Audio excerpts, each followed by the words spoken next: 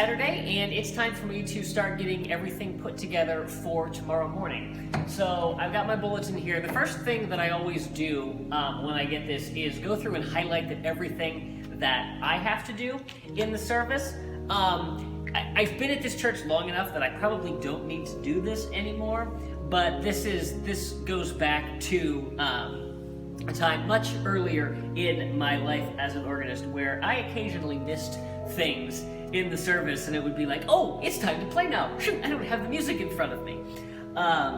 So I just go ahead, and it's become my habit to highlight everything that I need to do so that there's no surprises when it comes to Sunday morning, so that everything can flow smoothly, which is, part of my job is to make sure things go smoothly on Sunday mornings, at least from everything I can do from the bench. So then what I do is basically I systematically work my way through the service. I start at the Prelude and work through that, and then all the hymns, and then I work on the Postlude. I've been doing some practicing of the Postlude just because I needed to make sure that it was going to be ready for Sunday with enough time. So the first thing I need to do is I need to register my Prelude. And if I can find it, there it is. I have an extra page in there that I don't need. All right, and let's see. My registrations that I'm given for this, 8-foot foundations on the great, so this would be like a flute and a principal, 8 and 4-foot flutes on the swell, and then pedal-like foundations, 16 and 8. So if we were to do exactly as it's listed, it would be, let's see, this is our swell, and then the great, and of course I want to make sure that those two balance.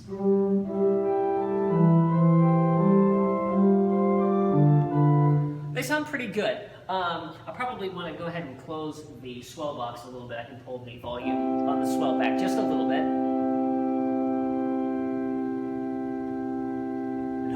Hopefully that difference translates. So I can pull that back a little bit, and that'll give me a little bit better balance, and then we'll go ahead and do that. All right, and I think that will be okay. So I'm going to go ahead and set this. And then are there any other changes? There are, let's see, there's an oboe at the end, and I go to strings and flute. So I have some markings in here from when I have done this previously. I do know that I'm going to want to use my crumb horn on the choir, which is, it's akin to a clarinet. So I'm going to go ahead and add that, and then we change to strings on the swell. And I have that set there, and then we go to just a flute on the great. That should be everything I need, and I'm just going to go and take the swell to pedal off, now that I see what I'm actually, yeah. All right. So I'm going to go ahead and work through this, make sure everything is good to go, and I will be back in just a minute. All right, so I've worked through everything. I took care of a couple little trouble spots and double-checked all my registration. So now that it's pretty much ready to go, I need to go through and time it. So our Prelude actually runs before the service starts. So I need to know just how long it is so that I can start it so that our service will start right on time. So that is all set. And here we go.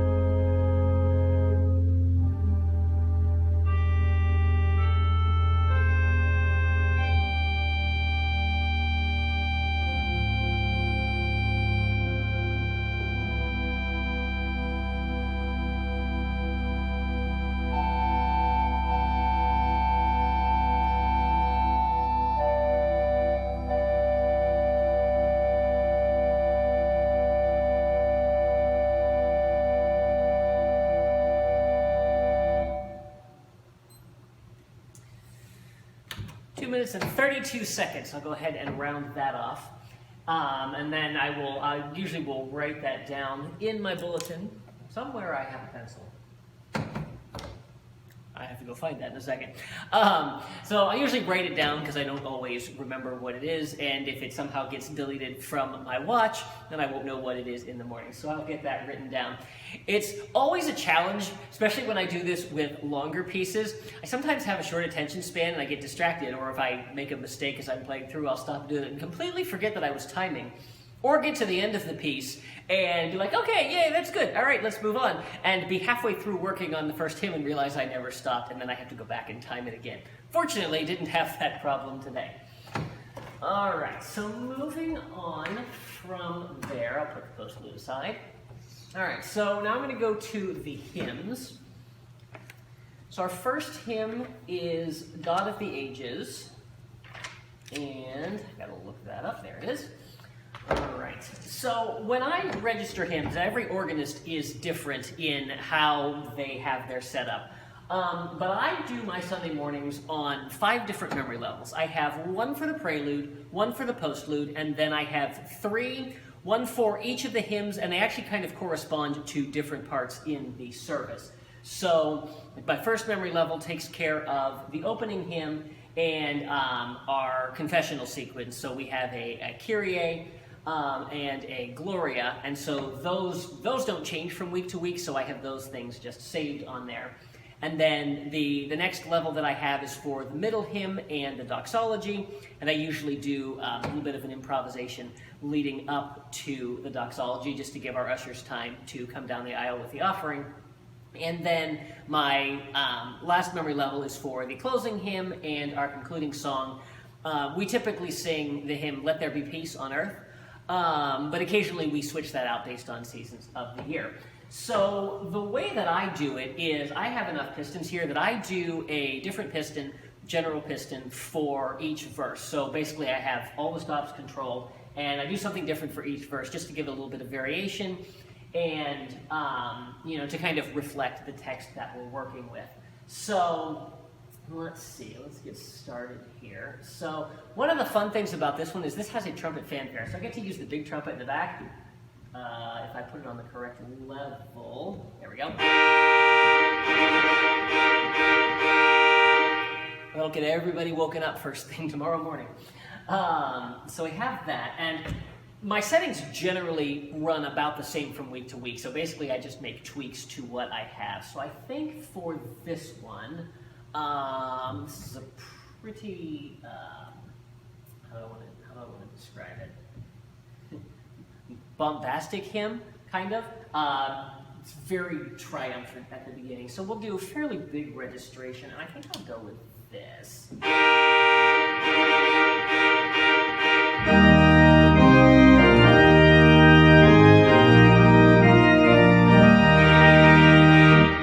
That'll be good for the first verse. And then let's see, looking at the second verse, text is, Thy love divine hath led us in the past, in this free land with thee our lot is cast. Be thou our ruler, guardian, guide, and stay, thy word our law, thy paths our chosen way. So for this verse, I'm thinking something a little bit more pure. We're talking about, law and God being, ruler and guardian. So I think what I'm going to do is I'm going to take out all of the mixture so that we just have principal sounds. So when I play a C, the only note that you'll hear is a C. I was using some of the mixture, so it has some of those different pitches in there for the first verse. But let's go ahead and see how this sounds.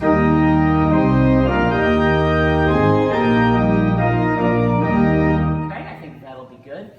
Next verse, from war's alarms, from deadly pestilence, be thy strong arm our ever sure defense. So this is talking a little bit about conflict. And so with stuff like that, I like to use some of the reeds that we have. Gives it a little bit of a gritty sound, a little bit rougher, to kind of go with that text. So I think I'm going to use the trumpet on the swell and then the crumhorn on the choir. And let's see how that sounds.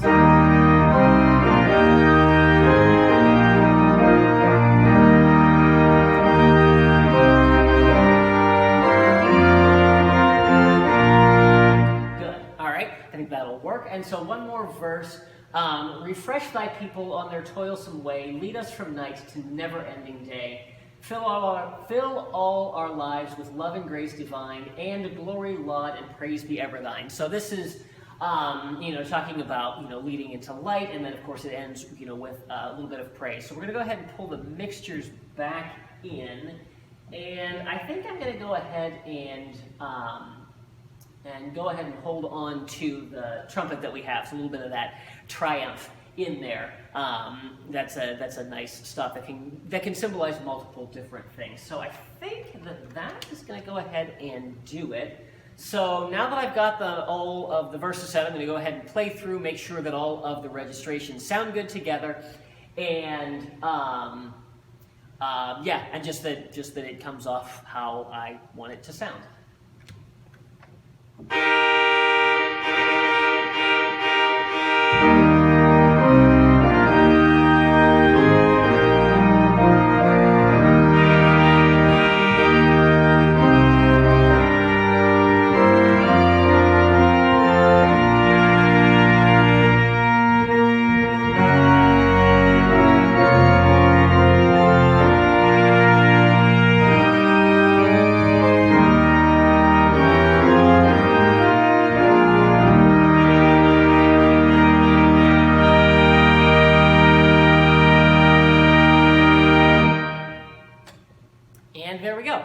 Add a little bit of extra fanfare at the end. When you use that trumpet, you got to go big or go home. All right, so that's our first hymn down. So the next part of the service is that confessional sequence I was talking about. Normally, I don't go through these pieces when I'm doing my practice session, but for you guys, I'll let you hear what that sounds like. I play these every week. These almost never change, so they're pretty well practiced at this point. So here's the Kyrie. All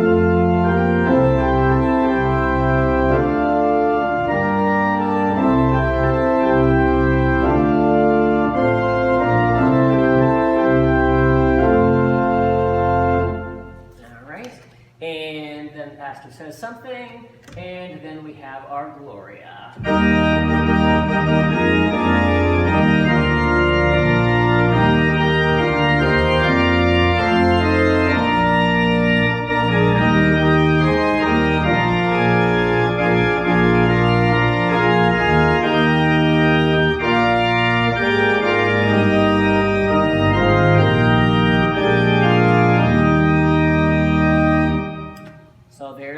That sequence. All right, so we're off the first page of the bulletin, making good time. So the next, so we go through the scripture, the sermon, and then it is our middle hymn, Spirit Open My Heart, which is in the keyboard edition of the hymnal, which I forgot to get.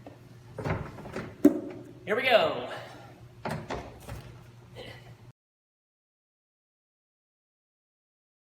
All right.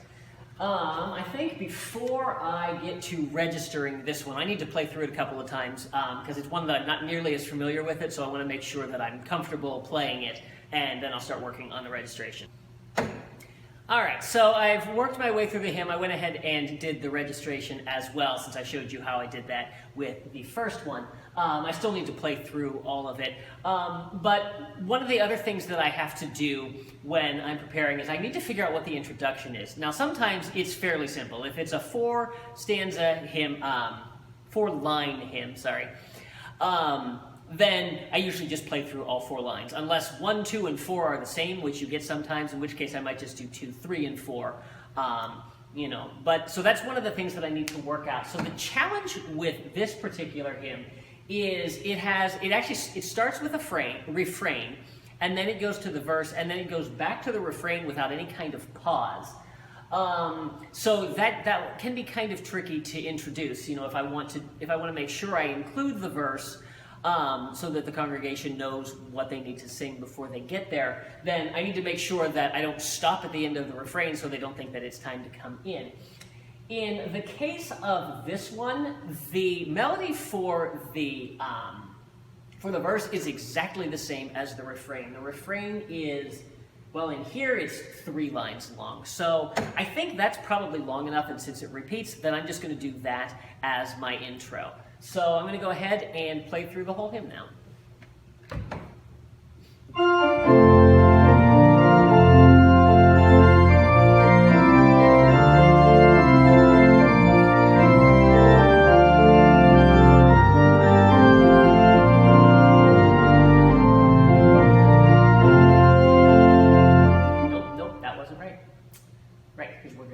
Stop at the end of the refrain, and I played that wrong too, so let me just pick up that last line.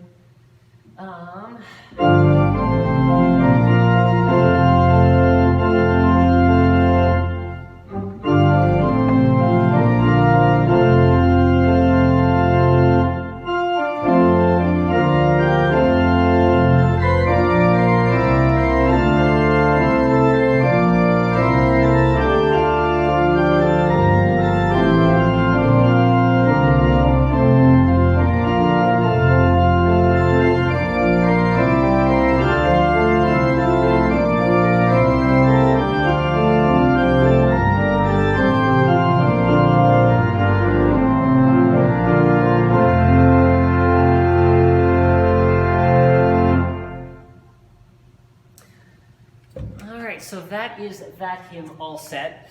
This is an interesting hymn in that the accompaniment is really written more for the piano over there than the organ. Now, I will do everything in my power to play a hymn on the organ, even if the accompaniment is very, very clearly written for the piano. This is one that's really not too bad, but there are some where that accompaniment just will not work on the organ, and then I have to go through the process of, well, can I come up with an accompaniment that will sound good on the organ, or do I do it on piano? And since we've gone to this new hymnal, I've done a lot more on the piano than I would like to, but this one translates to the organ very nicely. It's my opinion that the organ is the single best instrument for leading congregational singing. There are definitely some drawbacks in using the piano. So whenever I can, I try to keep stuff on the organ.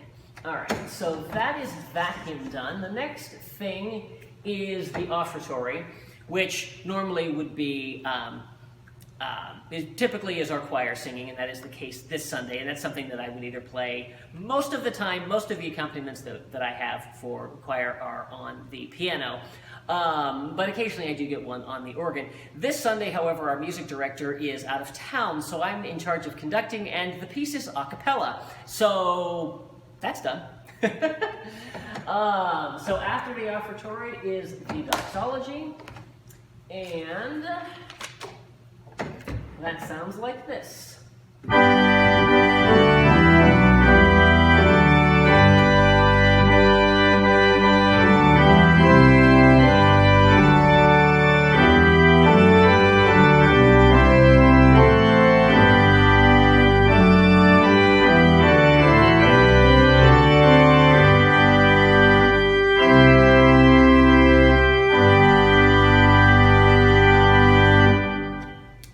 Doxology. You probably heard that one before. And then there's an offertory prayer, and we go immediately into the closing hymn, so I have to be ready for a very quick turnaround there. And that closing hymn is This Is My Song, to the tune of Finlandia, which we talked about earlier. There it is. All right, I'm going to go ahead and get this one worked up. I'll see you in just a second. This hymn is all set now. I was just kind of working through to figure out what I wanted to do for the introduction to it, because the hymn is 6 lines long, and that gets a little bit long for an introduction. It's also very repetitive, as you will hear. So what I decided to do is I'm going to do lines 1 and 2, and then jump to do 5 and 6, and I think that'll work out just fine. So here is this hymn.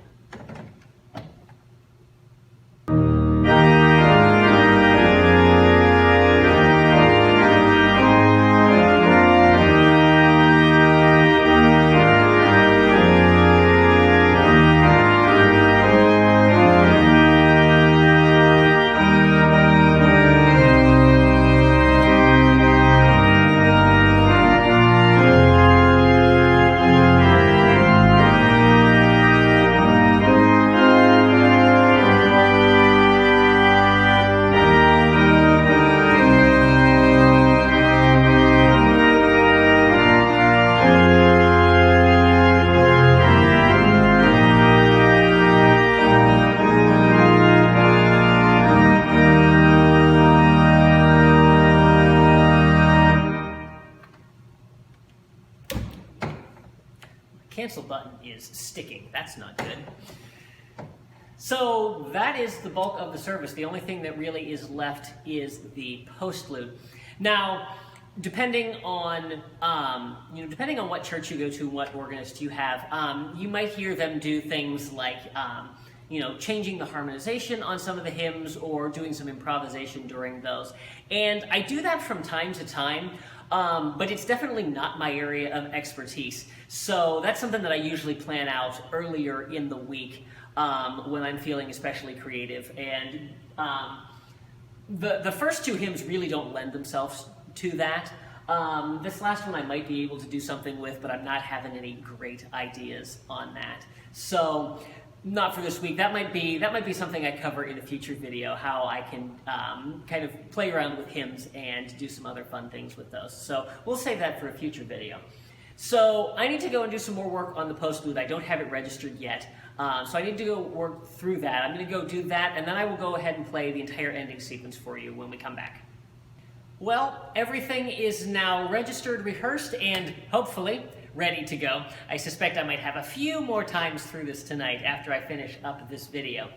So I'm going to do the ending sequence of the service. As I said earlier, we sing the hymn Let There Be Peace as our final kind of congregational song, and then I go into the postlude from there. There's actually one little transition that I have, and this goes back to my very first organ teacher. He always, at the end of the service, rang 3 chimes as a representation of the Trinity, and kind of like a final little musical amen after the congregation finishes singing. And it's also very nice for getting everything shuffled out of the way so I can be ready to play the postlude. So, here is everything.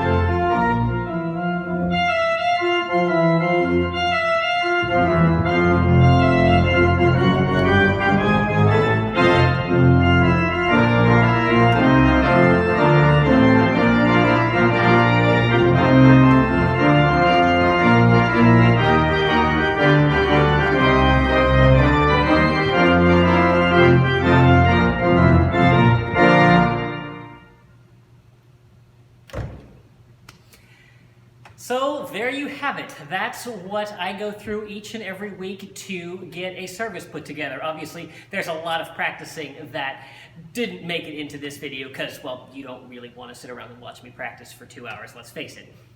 So, but that's just a little look at what my job entails. So I hope that you guys have enjoyed this video today. I know it was probably a little on the longer side. Hopefully you've stuck with me this far. If you did enjoy this video, please be sure to give it a like, leave me a comment, and share it with your friends. If you haven't already, I would encourage you to subscribe and make sure you click that little notification bell so that you can stay up to date on all of my latest posts. Be sure to follow me on social media, and if you'd like to help support the channel, I would encourage you to consider becoming one of my Patreons. You can find links to all of these sites down in the description. Thanks for watching. See you real soon.